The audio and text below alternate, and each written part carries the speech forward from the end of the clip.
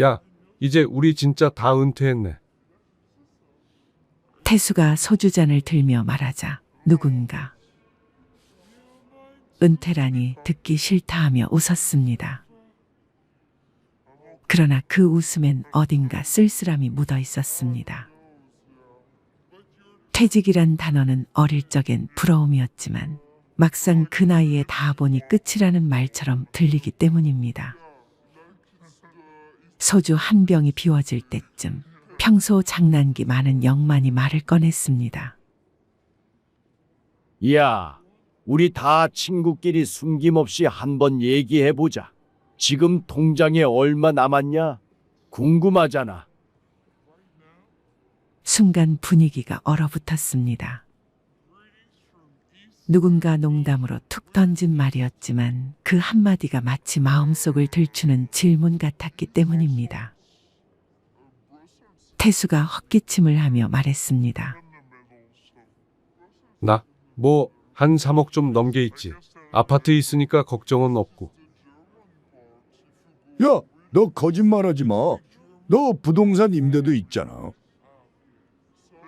진우가 웃으며 말하자 다들 허 웃음이 터졌습니다. 그래봤자 뭐하냐. 자식들 결혼식 한 번 하면 반은 날아간다. 누군가의 현실적인 말에 분위기가 금세 가라앉았습니다. 그때 영만이 정훈을 보며 물었습니다. 정훈아, 넌 기술직으로 오래 다녔잖아. 연금도 꽤 될 거고. 뭐 좀 모아놨지? 정훈 씨는 웃으며 숟가락을 내려놨습니다. 나 글쎄 아파트 하나 그리고 통장에 조금. 그냥 하루 세 끼 먹고 사는 정도야. 순간 친구들은 조용해졌습니다. 누구도 더 묻지 않았지만 그 침묵 속엔 각자의 불안이 숨어 있었습니다. 모임이 끝난 밤, 정훈 씨는 집으로 돌아오며 혼잣말을 했습니다. 왜 나이 들면 꼭 통장 얘기가 나오는 걸까? 퇴직 전엔 누가 얼마 버는지 신경도 쓰지 않았습니다. 그런데 은퇴 후엔 누가 얼마나 모았는가가 자존심이자 존재의 기준이 되어버린 듯했습니다. 그날 밤 정훈 씨는 오랜만에 자신의 통장을 꺼내봤습니다. 잔액은 1억 6천만 원.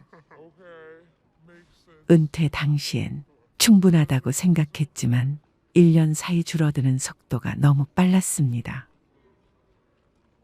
연금으로 들어오는 돈은 월 120만 원 남짓. 관리비, 식비, 아내 약값, 손주 용돈 그렇게 쓰고 나면 손에 남는 게 없었습니다. 정훈 씨는 조용히 한숨을 내쉬었습니다.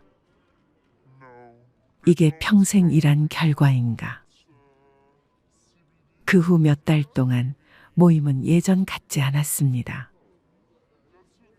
한 달에 한 번 모이던 친구들이 하나둘 빠지기 시작했습니다. 태수는 식당에 오지 않았습니다. 사업 정리하느라 바쁘다는 말만 남겼습니다. 그의 아내가 건강이 안 좋다는 소식도 들려왔습니다. 영만은 그 사이 차를 바꿨습니다. 퇴직했는데 한 번쯤은 좋은 차 타보고 싶더라라며 하이브리드 SUV를 자랑했지만 3개월 후 그 차는 중고 사이트에 올라왔습니다. 진우는 장남 결혼 자금으로 8천만 원을 보탰고 그 후엔 늘 말이 줄었습니다. 밥값을 낼 때마다 이번엔 내가 낼게 하던 그가 이젠 나중에 보자 하고 자리를 피했습니다. 정훈 씨는 깨달았습니다. 은퇴란 수입이 끊기고 관계가 변하는 시기구나. 그즈음 정훈 씨는 아내의 권유로 구청 평생학습관에 시니어 재무관리 과정을 신청했습니다.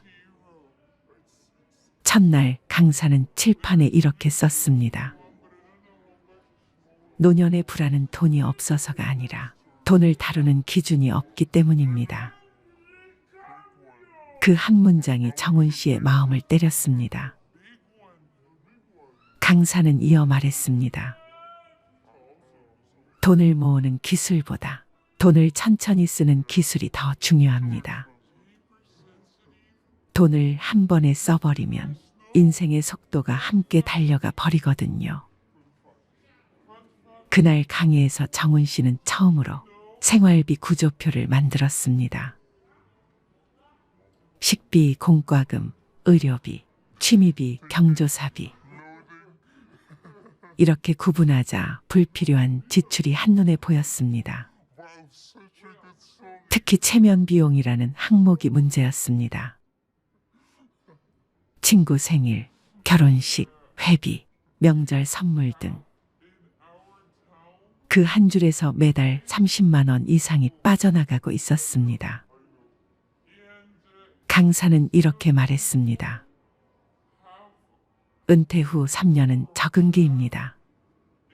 그때 대부분이 하는 실수는 은퇴 전의 소비 습관을 그대로 유지하는 것입니다. 정훈 씨는 그 말을 듣고 고개를 끄덕였습니다. 회사 다닐 땐 회식 후 5만 원, 10만 원이 아무렇지 않았지만 지금은 커피 한 잔도 계산이 망설여졌습니다. 그는 점점 깨달았습니다. 돈이 줄어서 힘든 게 아니라 소비의 기준을 바꾸지 못해서 힘든 거구나. 그날 이후 그는 생활을 다시 정리했습니다. 자동차는 팔고 대중교통으로 바꿨습니다. 매일 점심은 직접 도시락을 싸서 나갔고 커피는 집에서 내려 마셨습니다. 이상하게도 통장은 그대로인데 마음은 더 편해졌습니다. 6개월 후 모임이 다시 열렸습니다. 이번엔 고깃집 대신 구청 근처 카페였습니다. 태수가 먼저 도착해 있었습니다. 얼굴은 좀 수척했지만 웃음은 여전했습니다. 야, 나 요즘 아내랑 산책해. 하루에 10,000보씩 걷는다. 그게 제일 큰 연금이더라. 모두 웃었습니다. 진우도 말했습니다. 나 이번에 도서관에서 일 시작했어. 책 정리하고 애들이랑 얘기하고 하루 일당은 작지만 마음은 젊어져. 영만이 커피를 마시며 말했습니다. 난 공공근로 나가. 월 80만 원이지만 사람들이랑 얘기하고 웃다 보면 하루가 금방 가. 정훈 씨는 조용히 그 모습을 바라봤습니다. 이 사람들 예전보다 훨씬 행복해 보인다. 이야기 후반부 정훈 씨는 강연에서 배운 말을 떠올렸습니다. 은퇴 후 진짜 부자는 돈이 많은 사람이 아니라 불안하지 않은 사람이다. 그는 그 문장을 노트에 써두었습니다. 불안은 잔고가 아니라 마음에서 시작된다는 걸 알았기 때문입니다. 노후의 평화는 숫자에서 오는 게 아니었습니다. 그건 소비를 통제하는 능력, 관계를 정리하는 용기, 그리고 시간을 의미 있게 쓰는 습관에서 비롯되었습니다. 정훈 씨는 3가지 자산을 다시 세웠습니다. 첫 번째, 건강 자산. 매일 아침 7시 동네 공원에서 30분 걷기. 그걸 내 몸에 이자 붙이는 시간이라 부르며 꾸준히 실천했습니다. 두 번째, 관계 자산. 나를 불편하게 만드는 사람과는 거리를 두자. 그 기준을 세운 후 그는 인간관계가 훨씬 단순해졌습니다. 세 번째, 시간 자산. 매주 한 번 지역 아동센터에 가서 아이들에게 기술을 가르쳤습니다. 은퇴 후에도 필요한 사람이 되고 싶다. 그것이 그의 새로운 목표가 되었습니다. 그해 겨울 정훈 씨는 같은 강좌의 동기들과 봉사활동을 나갔습니다. 그곳에서 만난 한 노인이 이런 말을 했습니다. 나는 통장에 1,000만 원도 없지만 내가 먹고 싶은 밥을 내 손으로 지을 수 있어서 부자야. 그 한마디에 정훈 씨는 고개를 숙였습니다. 진짜 부자는 마음이 가난하지 않은 사람이었습니다. 1년이 지나 다시 모임이 열렸습니다. 이번엔 누가 먼저 통장 이야기를 꺼내지 않았습니다. 대신 정훈 씨가 잔을 들고 말했습니다. 야, 우리 이제 얼마 모았냐고 묻지 말자. 그 대신 하루를 얼마나 즐겁게 살았는지만 물어보자. 그 말에 다들 웃으며 고개를 끄덕였습니다. 그들의 통장은 줄어들고 있었지만 대신 마음속엔 여유라는 잔고가 채워지고 있었습니다. 사람들은 흔히 묻습니다. 은퇴 후 얼마 있어야 살 수 있나요? 하지만 그 질문의 핵심은 얼마가 아니라 어떻게입니다. 지출 구조를 단순하게 만들 것. 돈이 어디로 새는지 모르면 아무리 많아도 부족합니다. 체면 비용을 과감히 끊을 것. 진짜 친구는 내가 싸구려 커피를 마셔도 함께 웃을 수 있는 사람입니다. 소득이 끊겨도 가치 있는 일을 찾을 것. 하루에 5,000원을 벌어도 누군가에게 필요한 사람이라면 그건 행복입니다. 그리고 마지막으로 돈보다 마음의 구조를 바꾸는 것. 돈이 줄면 불행해지는 사람이 아니라 돈이 줄어도 평온한 사람이 되는 것이 진짜 노년의 성공입니다. 정훈 씨는 요즘 매일 오전 9시에 나가 동네 공원 벤치에 앉습니다. 커피 한 잔 들고 친구에게 전화를 겁니다. 오늘은 어디까지 걸었냐? 나 10,000보 채웠지. 그 통화 속엔 더 이상 비교도 자랑도 없습니다. 그저 하루를 살아낸 서로의 안부가 전부입니다. 그가 미소 지으며 말했습니다. 돈은 줄었지만 마음은 늘고 있다. 우리가 묻는 질문을 바꿔야 합니다. 은퇴한 친구들은 통장에 얼마를 모았을까? 이 질문 대신 이렇게 물어야 합니다. 그들은 지금 얼마나 평온하게 살고 있을까? 진짜 부자는 숫자 속에 있지 않습니다. 그건 하루를 걱정 없이 보내는 마음 속에 있습니다. 50대, 60대는 참 어려운 시기입니다. 밖에 나가면 다 돈인데 그렇다고 안방에서 맨날 넷플릭스 보면서 집밥만 먹을 순 없고 고물가 고금리 쓰나미가 몰아치면서 은퇴를 앞둔 사람들의 고민이 커지고 있습니다. 가계 생활비가 무섭게 오르는 상황에서 노후 자금은 얼마나 준비해야 충분할지 걱정하는 것입니다. 일반적으로 60세가 되면 소득이 끊기기 때문에 가계 손익 구조는 마이너스로 바뀌게 됩니다. 고물가 장기화가 더해지면서 고령 세대의 살림살이는 예전보다 더 팍팍해졌습니다. 최근 통계청이 발표한 생애주기 적자 추이를 봐도 61세에 시작된 적자 인생은 죽을 때까지 이어집니다. 이러한 시행착오를 줄이려면 나보다 앞서 길을 걸어간 선배들의 조언이 유용한 길잡이가 됩니다. 80대 선배들이 퇴직하고 나서 이걸 하길 참 잘했다. 시간을 되돌려도 이것만은 꼭 하겠다. 고 추천하는 건 무엇일까요? 먼저 첫 번째, 건강관리. 죽기 전 10년은 앓다가 간다. 평생 의료비의 절반은 70세 이후에 쓴다. 나이가 들면 돋보기, 보청기, 틀니, 지팡이, 약봉지가 일상이 됩니다. 아프면 서럽다지만 더 큰 문제는 질병으로 인해 파생되는 삶의 질 저하입니다. 새해 1월에는 늘 건강을 외칩니다. 가장 귀담아 들어야 할 사람들은 바로 50에서 60대들입니다. 건강을 잃으면 모든 것을 잃는다는 말을 실감하는 나이이죠. 암 등 중병이라도 걸리면 돈도 많이 들어갑니다. 타인의 도움이 필요해지는 상황이 닥치면 더 실감합니다.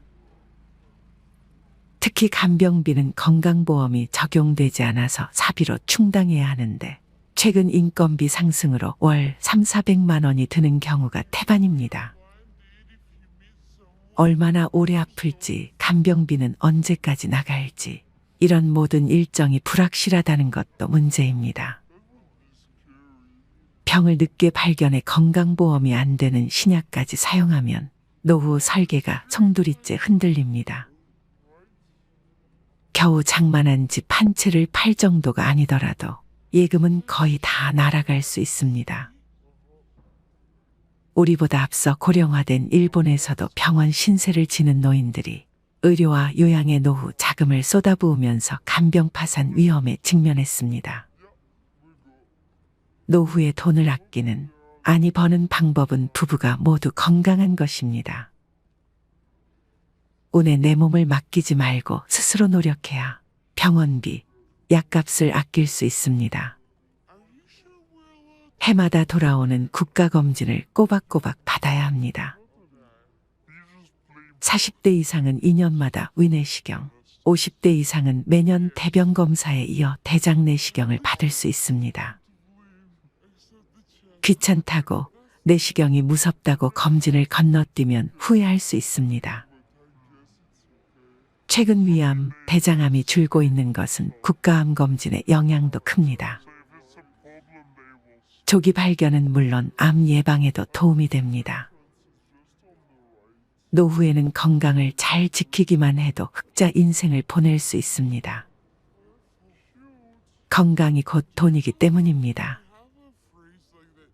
음주, 야식, 흡연, 과식, 소파와 한몸 등과 같은 나쁜 생활 습관은 건강을 해치며 노후 파산의 원인이 됩니다. 사랑하는 자녀에게 부모 부양으로 경제적인 부담을 주지 않는 가장 손쉬운 방법이 본인 건강 관리입니다. 평소엔 잊기 쉽지만 치아 관리에도 힘써야 합니다. 김현정 서울대 치대 교수는 구강 건강이 나빠지면 노쇠 위험이 높아진다는 연구가 나와 있을 정도로 구강 건강은 노년기 삶의 질을 좌우한다면서 치아와 잇몸이 부실한 고령자는 영양 섭취를 제대로 하지 못해 기력이 금방 쇠하는데 이렇게 되면 근력 저하와 반복적인 낙상, 만성질환 악화 등의 위험이 커진다고 말했습니다. 치아가 부실하면 먹는 즐거움이 사라지고 식욕 저하로 만성적 영양 불량 상태에 빠지기 쉽습니다. 그리고 담배를 끊어야 합니다.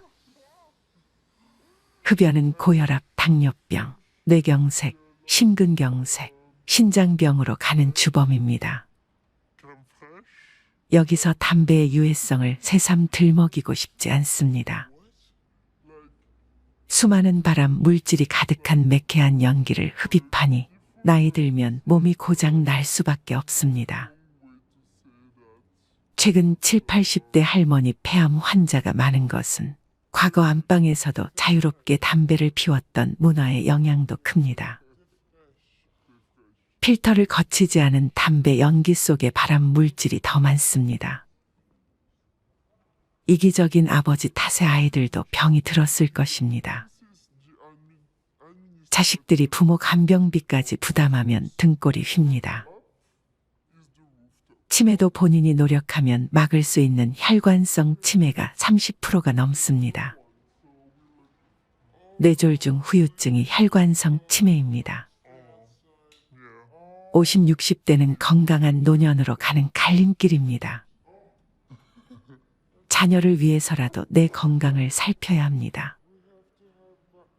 수억 원이나 되는 폐암 신약을 사기 위해 살고 있던 집까지 팔았다는 얘기에 한숨이 절로 나옵니다. 노후 대책으로 가장 중요한 것은 부부의 건강을 지키는 것입니다. 두 번째, 퇴직금으로 인생 역전의 베팅. 일은 넘으면 힘 빠져서 돈 쓸 일도 별로 없을 텐데요. 노후 준비를 소홀히 하는 사람들의 변명은 이런 식입니다. 하지만 노년기에는 노부모 간병, 자녀 지원, 배우자 병환, 주택 수리 등 오히려 예상치 못했던 목돈 지출이 발생하기 쉽습니다. 이런 돌발 상황에 대비하려면 통장이 필요합니다. 잔고가 바닥나면 일하면 되잖아라고 생각할 수 있지만 건강이 나빠져서 예전처럼 돈을 벌지 못할 가능성이 높습니다. 젊었을 때 모아둘 거리라고 후회하지 않으려면 저축하는 습관을 몸에 익혀야 합니다. 지금 벌고 있는 소득은 20, 30년 후에 소득이 없을 내 자신과 배우자가 쓸 소중한 씨앗입니다. 나중에 퇴직금을 받을 테니까 저축은 필요 없다는 생각도 위험합니다. 퇴직금을 일시금으로 받아서 주식이나 부동산 등에 투자하겠다는 유혹도 생길 수 있지만 성급히 결정하면 나중에 후회하기 쉽습니다. 나이 들어서 투자에 실패하면 젊을 때처럼 패자부활전이 어렵습니다. 힘들게 번 퇴직금은 놀리지 마세요라고 접근하는 사람은 100% 사기꾼이라고 생각하세요. 퇴직금은 일시금이 아니라 연금 형태로 받아야 절세 효과도 있어 유리합니다. 노년기에 투자를 하고 싶다면 미국 등 글로벌 우량지수에 연동되는 대표 금융상품에 한정하고 여행, 취미 등에 쓰는 돈도 예산 내에서 쓰는 게 좋습니다. 마지막으로 황혼의 나이에 무조건적인 자녀 지원은 독이 될 수 있습니다. 경제적으로 자립하지 못했다고 해서 계속 퍼주면 내 노후가 먼저 무너집니다. 자식에게 한 푼도 안 주면 맞아 죽지만 다 주면 굶어 죽고 밥만 주면 무서워 죽는다는 말은 우스갯소리이지만 속에 뼈가 있다는 걸 잊지 마세요. 세 번째, 자식한테 손 안 벌릴 만큼은 모아둬라. 노후 생활비는 평생 동일한 금액이 필요한 것이 아니라 나이가 들수록 점점 감소하는 경향을 보입니다. 은퇴 직후엔 바깥 활동이 여전히 왕성하기 때문에 은퇴 이전과 비교해 생활비는 비슷하게 듭니다. 그러나 나이가 들수록 외부 활동은 뜸해지고 배우자 사망 등의 변수도 생겨가게 씀씀이는 점점 감소합니다. 80대엔 5, 60대에 쓰던 생활비의 절반만 있어도 충분하다는 은퇴 전문가도 있습니다. 베스트셀러 87세 비즈니스맨, 지금이 최고 전성기를 펴낸 88세 코리아 마시로 씨는 나이가 들수록 소비 욕구가 약해지기 때문에 큰 병에 걸리지 않는 한 그렇게 큰 돈이 필요하지 않다면서 퇴직하고 돈을 더 많이 벌겠다고 자꾸 욕심을 내면 오히려 삶의 균형이 깨져 불행해지기 쉽다고 말했습니다. 노후 자금은 얼마나 준비해야 할까? 설문조사에 참여한 80대 남녀들은 자식에게 손 벌리지 않을 정도의 저축은 해둬라 라고 했습니다. 이 밖에 연금만 갖고서 생활할 수 있게 미리 재무 설계에 힘쓰고 절약, 보험 가입, 대출 상환 등도 신경 쓰라고 조언했습니다. 70대 이하 후배들에게 권하고 싶은 투자 활동으로는 주식 투자가 최고로 뽑혔고 그 다음으로는 펀드, 연금, 일본 채권, 금투자, 해외 채권 등의 순이었습니다. 이렇게 80대들이 퇴직 후에 해서 참 좋았던 세 가지에 대해 알려드렸습니다. 그렇다면 부자들은 어떤 소비 습관을 가지고 있는지 지금 바로 알려드리겠습니다. 첫 번째로 많이 버는 것보다 덜 쓰는 것이 중요합니다.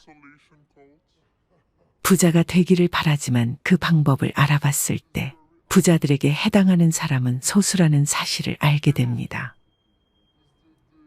부자들은 덜 쓰는 방법을 통해 부자가 되는 경우가 더 많습니다. 돈을 버는 것보다 불필요한 지출을 줄이는 것이 더 중요하다고 말씀드립니다. 실제로 대부분의 부자들은 지출을 통제하는 절약 습관을 가지고 있답니다. 버는 돈보다 쓰는 돈이 적어야 부자가 될 수 있습니다. 잘 모아지지 않더라도 조금씩 돈이 쌓여 부자가 되고 있다는 사실을 명심하세요. 그래서 적은 돈부터 아끼는 습관을 기르는 것이 중요합니다. 두 번째로, 나가는 돈을 곱해서 생각하는 습관을 가져야 합니다. 많은 사람들은 물건을 샀거나 지출을 할 때 나가는 금액을 나눠서 생각하는 경향이 있습니다. 하지만 부자들은 나가는 돈을 곱해서 생각합니다.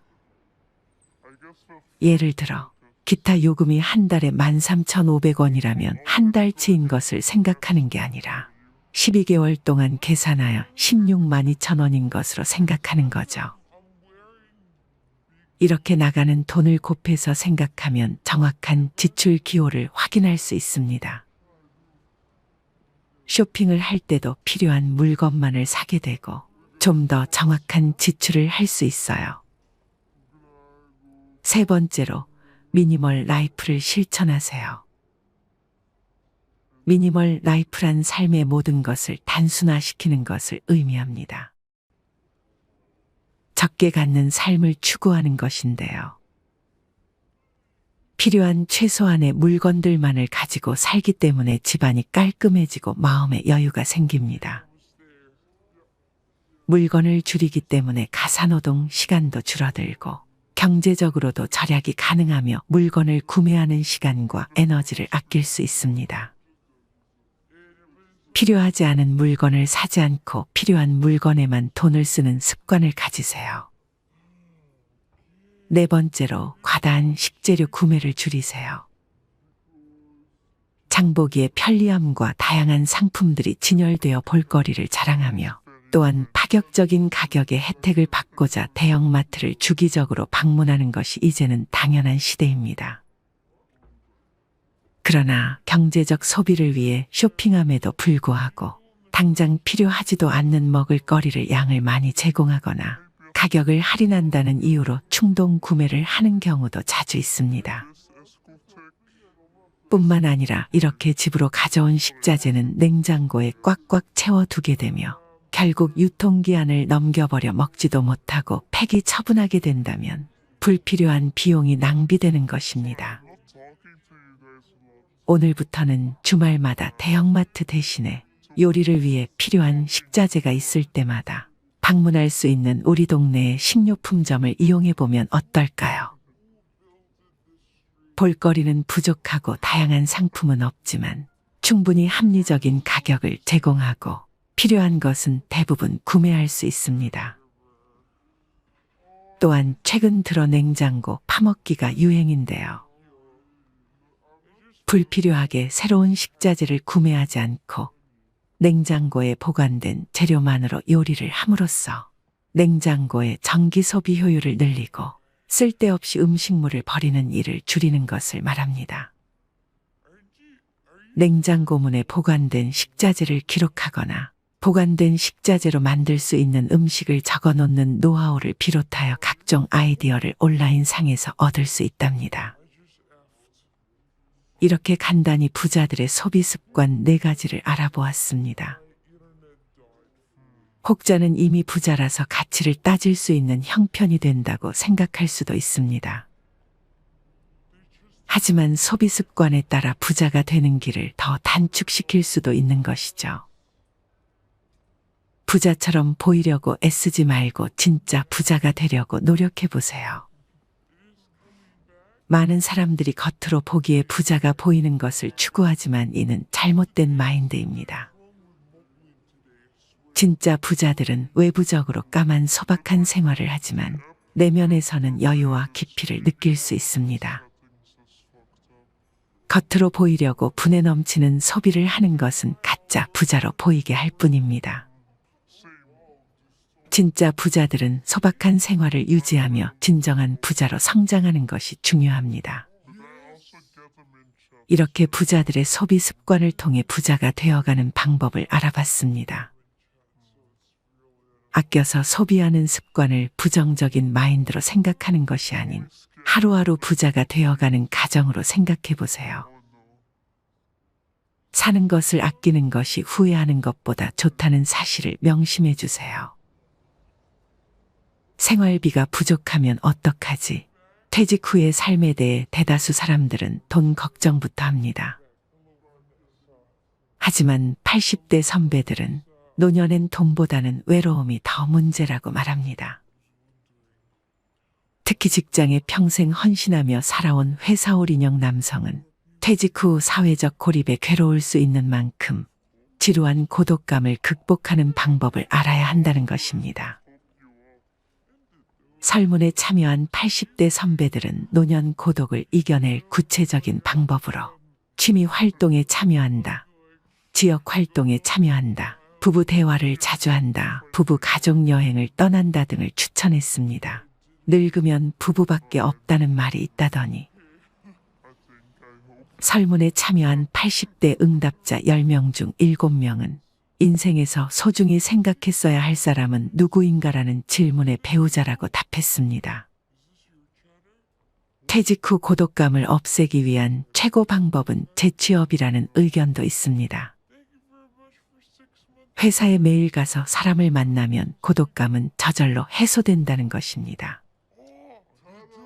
또 출퇴근을 매일 하면 자연스럽게 건강도 유지되고 작게나마 수입도 생기니 그야말로 일석삼조입니다. 88세인 코리아 마시로 씨는 회사 정년은 회사가 정하는 것이라고 생각하지만 그럴 필요가 없다면서 일할 의욕이 있고 몸이 허락한다면 내 정년은 100세라는 생각이 필요하다고 말했습니다. 노후 전문가인 오오에 히데키 씨는 회사올 인형 남성들은 퇴직 후에 인간 관계가 끊어지면 심각한